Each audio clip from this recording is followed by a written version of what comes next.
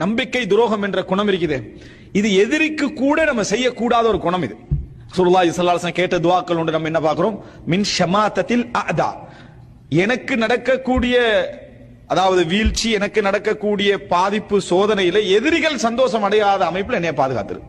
எதிரிகள் சந்தோஷம் அடையாத அமைப்புல என்னை பாதுகாத்து விடு அப்படின்றான். அப்துல் மலிக் இப்னு மர்வான் ரஹிமஹுல்லா அவர்கள் சொல்லுகிறார்கள், அவருடைய என்கிட்ட உள்ள சில அவர் ஒருத்தர் பாராட்டுற நேரத்தில் அவர் சொல்றார், என்கிட்ட பெரிதாக இல்லை, ஆனால் நான் எந்த ஒரு எதிரியுடைய தோல்வியிலும் எந்த எதிரியுடைய சோதனையிலும் நான் சந்தோஷம் அடைந்ததில்லை என்றார். எந்த ஒரு நேசத்தோடு வாழ்ந்தவனுக்கும் நான் துரோகம் செய்ததில்லை.